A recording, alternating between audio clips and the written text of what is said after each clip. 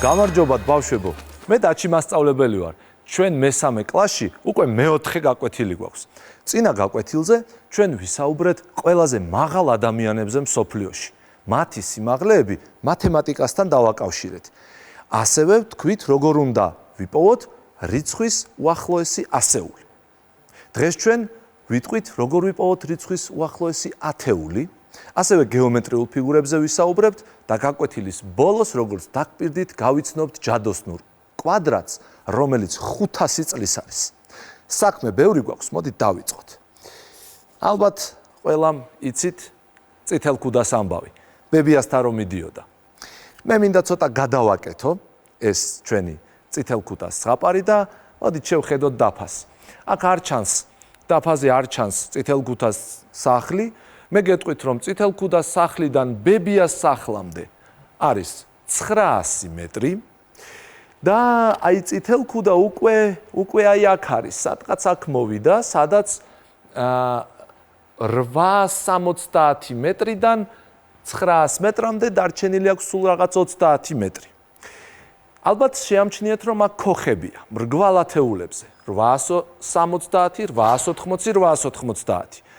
ამ ქოხებში შეუძლია თავი შეაფაროს წითელ ქუდამ თუ მგლის ყმუილი შემოესმება. ასევე ხედავთ, რომ არის ხეები, რომლებიც ნახეთ ზუსტად ორ ქოხს შორის შუაშია. ამ ხეებზე ცოტა მოგვიანებით. მოდით ახლა ვთქვათ, ჩვენი წითელ ქუდა იყოს აი აქ 873-დან. და აი ზუსტად მაშინ გაიგონა წითელ ქუდამ მგლის ყმუილი. 873. დავფიქრდეთ, საით ჯობია გაიქცეს წითელ ქუდა? უკან, ქოხისკენ თუ წინ? ფიქრობ, აქ უფრო ახლოს არის, ხომ? ესე იგი, წითელ ქუდა ამ შემთხვევაში უნდა წავიდეს უკან. ესე იგი, 873-ის უახლოესი ათეული ყოფილა 870.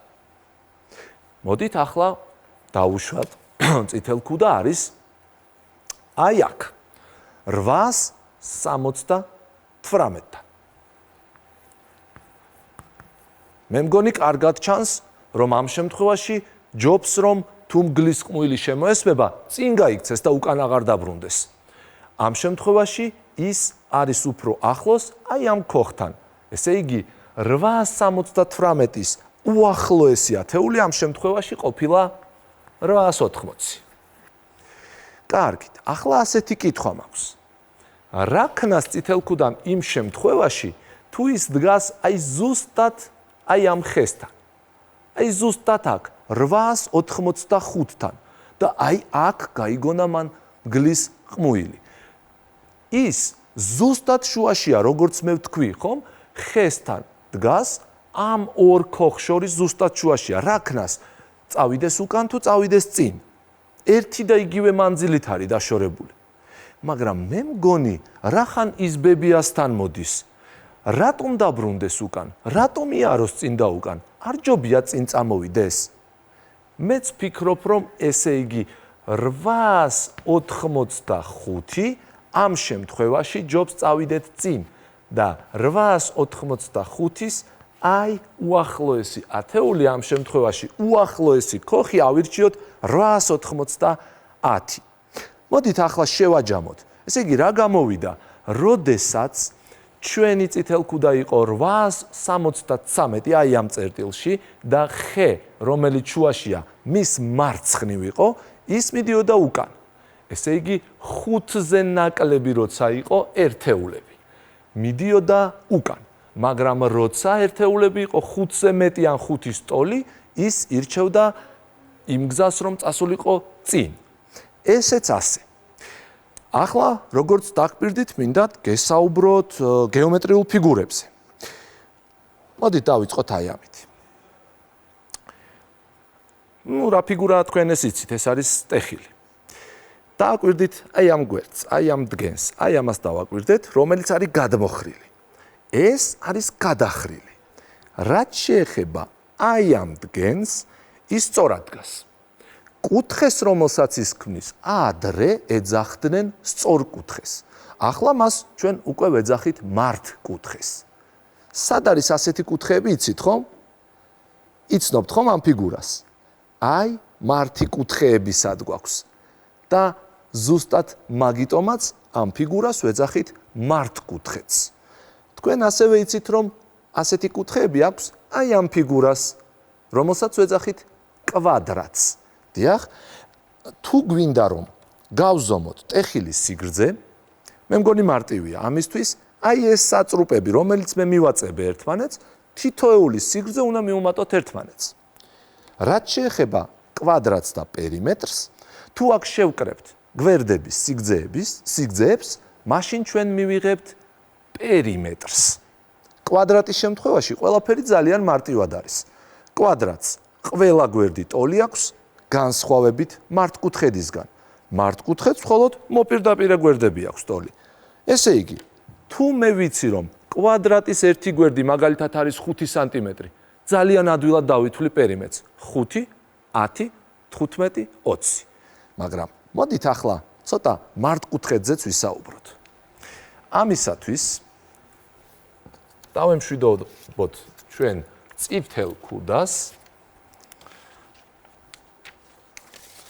აი ასე, ესენიც აღარ გვინდა.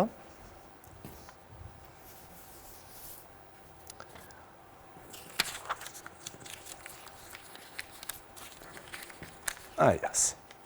ეს ადგილი გვეყოფა.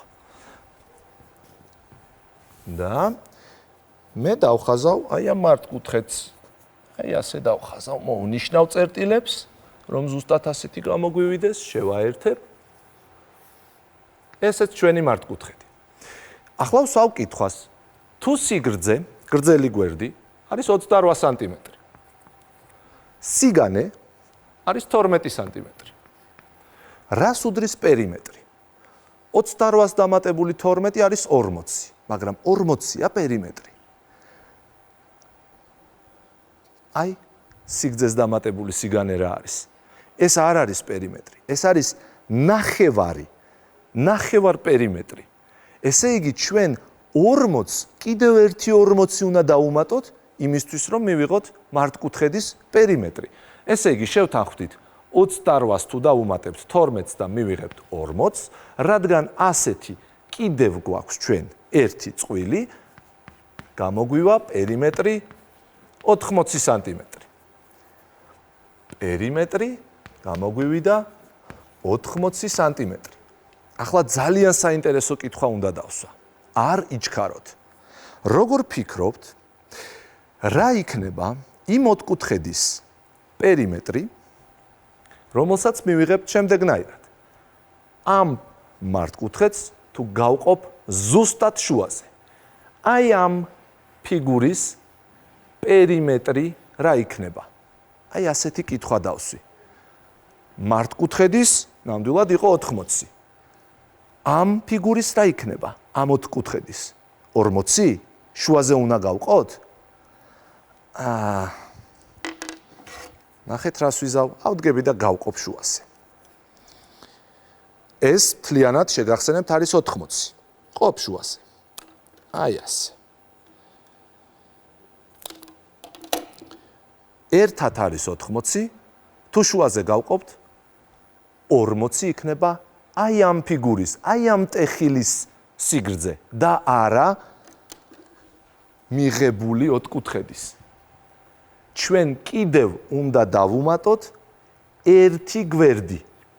1/12 კიდევ უნდა დავუმატოთ იმ მიღებულ 40-ს. ესე იგი, აი ამ ოთხკუთხედის პერიმეტრი გვექნება 40 დამატებული 12, 52 სანტიმეტრი. ნახეთ რა საინტერესო იყო. ესე იგი, კიდევ ერთხელ მინდა გავამახვილოთ თქვენი ყურადღება. მართკუთხედი, რომლის პერიმეტრიც იყო 80, გავყავი შუაზე და მივიღე აი ასეთი ფიგურა. აი ამის პერიმეტრი იყო 40 და გვეკლდა ეს გვერდი, რომელიც არის 12. 40 და 12 გამოგვივიდა 52 სანტიმეტრი. ესეც ასე. ახლა ბავშვებო, მე მინდა რომ დანაპირები შევასრულოთ და თქვენ გაგაცნოთ ჯადოსნური კვადრატი, რომელიც არის, როგორც გითხარით, 500 წლის. თუ შეიძლება შევხედოთ სურათს, რომელიც გერმანელმა მხატვარმა დახატა ალბრეხტ დიურერმა დაარქვა მელანქოლია. ესეთი ნახატია თითქოს ერთი შეხედვით, არაფერი, ნახატია. აბა დავაკვირდეთ ზემოთ მარჯვენა კუთხეში ზარის ქვემოთ ხედავთ რომ რაღაცა ოთხკუთხედი ხატია.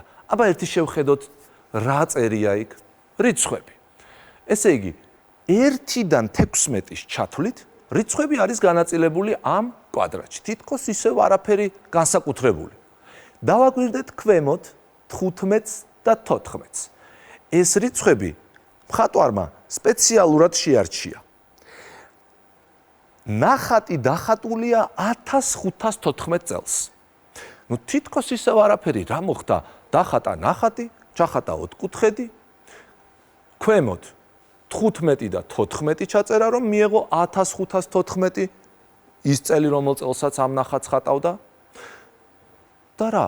არაფერი. ამის გაკეთება ხო ადვილია. აქ არ მთავრდება. თურმე ამ კვადრატში თუ ჩვენ შევკრიბავთ სვეტებს, თითოეულში მივიღებთ 34-ს. თუ შევკრიბავთ სტრიქონებს, იქაც მივიღებთ 34-ს. თუ შევკრიბავთ დიაგონალებს, იქაც მივიღებთ 34-ს. აი ასე შეარჩია მხატვარმა რიცხვები. და გონიათ აქ მორჩა? არა. კიდევ შესაძლებელია რამდენიმე ათეული ვიპოვოთ ამ რიცხვებში 4-4 რიცხვის ისე განაწილებულის, რომ ისინი ჯამში 34-ს გვაძლევს. მაგალითად თუ დავაკვირდებით წვეროებს, შუაში 4 რიცხვს და ასე შემდეგ. მოდით ვნახოთ კიდევ ერთხელ ეს კვადრატი, თუ შეიძლება შემდეგი სლაიდი და აი ეს რიცხვები გადაიწერეთ რვეულში 16, 3, 2, 13, მეორე სტრიქონი 5, 10, 11, 8, მესამე სტრიქონი 9, 6, 7, 12 და ბოლო სტრიქონი 4, 15, 14, ეს გვახსოვს ეს 15 და 14 რაც არის და 1. მოძებნეთ და ძალიან ბევრგან იპოვით კიდევ თქვენ რიცხვ 34 ჯამში. 4-4 რიცხვი რომ შეკრიბოთ. კარგით, მოკლედ დღეს ამით დავასრულოთ. ჩვენ ვისაუბრეთ უახლოეს რიცხვის უახლოეს ათეულებზე. ამაში დაგვეხმარა წითელქუდას ამბავი. ამის შემდეგ გეომეტრიულ ფიგურებზეც ვისაუბრეთ, კვადრატზე და მართკუთხედზე, ტეხილზე, მართკუთხედის და კვადრატის პერიმეტრებზე ვისაუბრეთ და ბოლოს გავიცანით ჯადოსნური კვადრატი, რომელიც 500 წლის არის, ცოტა მეტისაც. 506 წლის. მოდი ვნახოთ ჩვენ მომდევნო გაკვეთილზე რას გავაკეთებთ. შემდეგ გაკვეთილზე ჩვენ გეომეტრიულ ფიგურებზე საუბარს გავაგრძელებთ, სივრცულ ფიგურებს გავიცნობთ და ასევე ვივარჯიშებთ მიმატებაში და გამოკლებაში. კარგით ბავშვებო, აბა გემშვიდობებით მომავალ ხუთშაბათამდე.